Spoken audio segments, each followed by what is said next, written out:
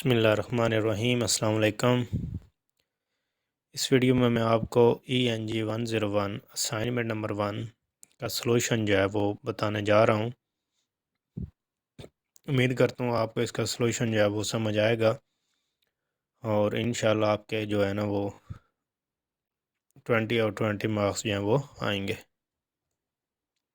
तो इससे पहले सलूशन की तरफ जाएँ तो अगर मेरा चैनल अभी तक आपने सब्सक्राइब नहीं किया तो वीडियो के नीचे नज़र आने वाला सब्सक्राइब बटन जो है उस पर क्लिक करें और क्लिक करने के बाद साथ में जो बेल आइकन आपको नज़र आ रहा है उस पर भी क्लिक लाजमी कीजिएगा ताकि मेरे चैनल से हर अपलोड होने वाले न्यू वीडियो का नोटिफिकेशन आप तक फ़ौरन पहुंच जाए।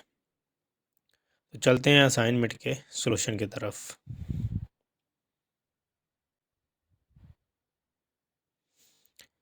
इंग्लिश कंप्रीहेंशन ENG 101 इसका कोड है और जो सेमेस्टर कंटिन्यू आपके पास है वो फॉल 2021 है।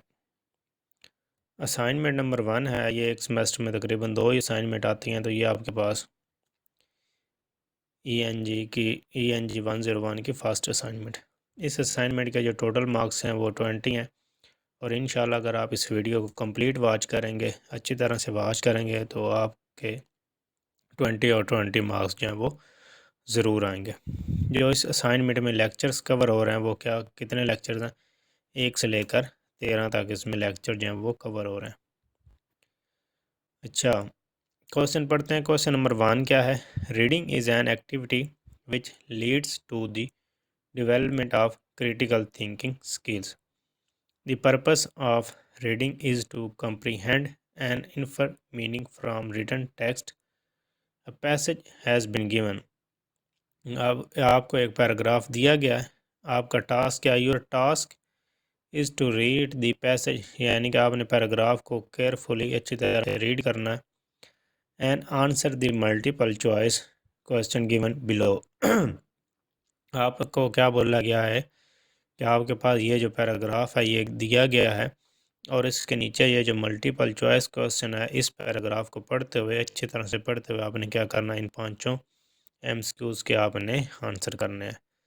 तो मैं इतना लंबा जो पैराग्राफ है वो आपके सामने नहीं पढ़ूंगा। एक तो वीडियो जो है वो भी हमारी लंबी हो जाएगी, दूसरा आप क्या होगा कि आपको इस अच्छी तरह जो सोल्यूशन है वो भी समझ नहीं आएगा। तो मैं क्या करता हूँ, इसमें से जो आंसर है वो आपको मैं बता देता हूँ और आंसर मैं रीज़न के साथ बताऊँगा। पैराग्राफ से आपको आंसर देख के बताऊँगा कि ये वाकई इसका आंसर ये है। तो पहला क्वेश्चन क्या करता है वो कि what issues does Martin Luther king speech address, कि किस इशू की वजह से मार्टिन लूथर किंग ने अपनी जो स्पीच है वो दी थी, उसका अपनी स्पीच को एड्रेस किया था। तो आप यहाँ पे दे सकते हैं कि हमारे पास deliver by American civil rights activity Martin Luther King on during the March on Washington jobs and freedom on August in which called the end of, ये देखिए, and to racism in the United States called civil and economic rights। तो इसका जो correct answer है कि उसने address जो अपनी स्पीच है वो क्यों की थी, इसका आंसर है कि end to the racism and acquisition of civil and economic rights. इसको मैं बोल्ड कर देता हूँ ताकि आप लोगों को नज़र आ सके इसका आंसर कौन सा है। उसके बाद है दूसरा question, what pushes King to speak I have a dream, के जो मार्टिन लूथर किंग है उसको किस बात ने बोलने पे मजबूर किया, किस वजह से उसने कहा कि आई हैव अ ड्रीम। तो इसका जो आंसर है वो आपको बता देता हूँ। इसका आंसर जो है वो इधर लिखा हुआ है कि ये आप पढ़ सकते हैं कि King departed from his prepared text from party improvised preparation preparation ही लिखा हुआ, ठीक है, on the theme I have a dream.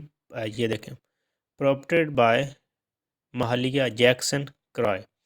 तो इसका जो करेक्ट आंसर है कि उस किस की वजह से लिखा था, तो इसका करेक्ट ही is prompted by Mahalia Jackson.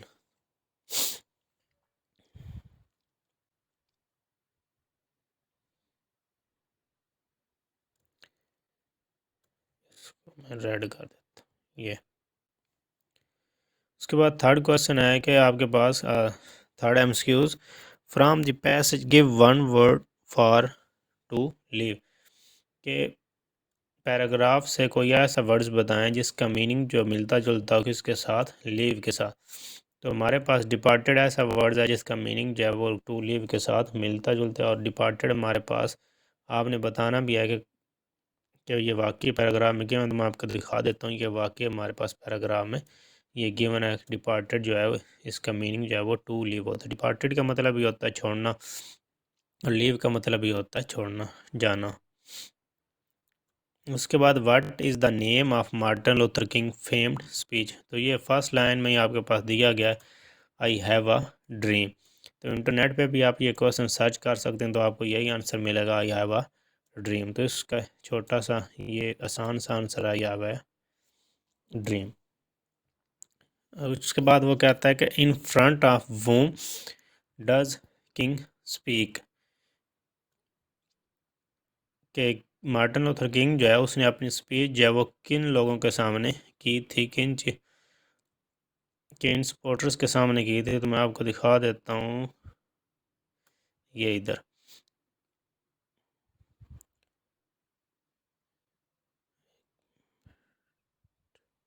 ये speech was a defining movement for the civil rights movements, ये civil rights supporters from the steps. ये हमारे पास किसके सामने उन्होंने की थी, ओवर 2,50,000 सिविल राइट्स सपोर्टर्स। तो इसका जो करेक्ट आंसर आपके पास है वो क्या है,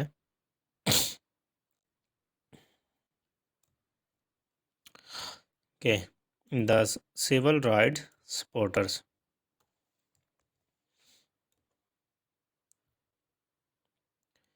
अब क्वेश्चन नंबर 2 है। क्वेश्चन नंबर 2 में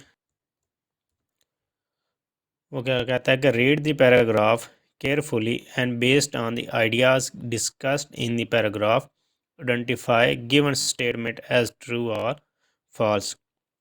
कि इस पैराग्राफ को भी आपने अच्छी तरह ध्यान के साथ रीड करना है, और रीड करने के बाद इसमें जो आइडियाज़ डिस्कस किए गए हैं पैराग्राफ के अंदर उनकी बेस पे आपने क्या करना है कि नीचे जो स्टेटमेंट दी गई हैं वो बताना है कि वो ट्रू हैं या फॉल्स हैं।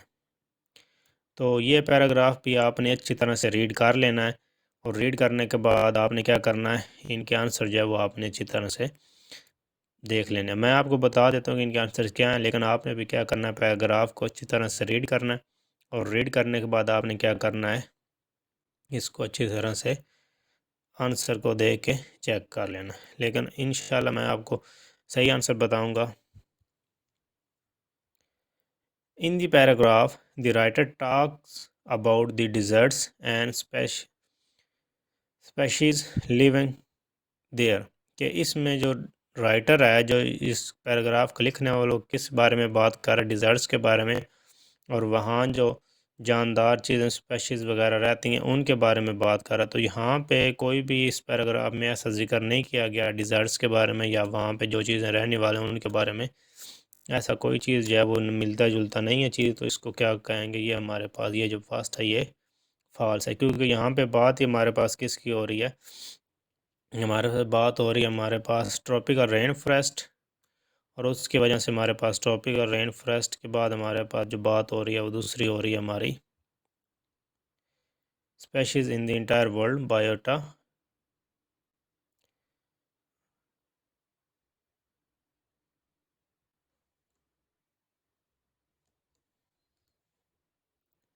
तो जो सेकंड क्वेश्चन आपके पास है वो क्या है कि tropical coral reef do not exist any more in the world due to rapid destruction of tropical rain forest.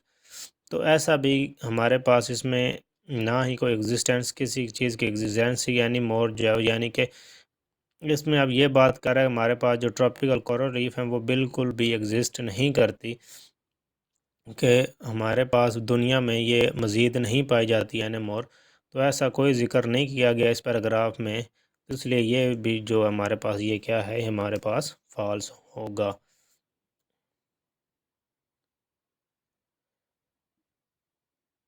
तो the paragraph seems, third one है, the paragraph seems as subject matter of intellectual philosopher. ये हमारे पास जो paragraph है ये किसी सब philosopher का अपने सब्जेक्ट ज़ाती मैटर हो सकता है इंटरेस्ट, तो ऐसा ये ऐसी वैसी कोई चीज़ नहीं है कि ये किसी का ज़ाती किसी फ़िलासफ़र का अपना मसला है। तो ये हमारे पास एक वर्ल्ड मैटर है, तो इसको आप कभी भी इंटेलेक्चुअल फ़िलासफ़र मैटर जो है वो नहीं कर सकते। तो ये भी आपके पास क्या है, फॉल्स होगा। The rain cause is leaching of certain nutrients, तो ये हमारे पास बिल्कुल ट्रू है, हमारे पास सही आंसर इसका ट्रू बनता है। ट्रू कैसे बनता है मैं आपको बता देता हूँ कि आप इस पैराग्राफ से भी देख सकते हैं हमारे पास क्या है कि न्यूट्रिएंट्स जो हैं ये देखें, which are tropical acidic and pure in nutrients, high concentration of iron aluminium form insoluble compounds with phosphorus. तो हमारे पास ये ट्रू है। इसका आंसर आप गूगल पे भी सर्च करेंगे तो आपको मिलेगा कि मैंने जब सर्च किया is the rain cause is leaching of certain nutrients, इसका आंसर मुझे क्या मिला मैं आपको दिखा देता हूँ। With heavy rainfall, events come to concern of leaving of nutrients out of the rooting zone। तो ये इसका आंसर जो है वो करेक्ट बनता है, ट्रू बनता है। तो आपने इसका आंसर जो है वो ट्रू लिख लेना।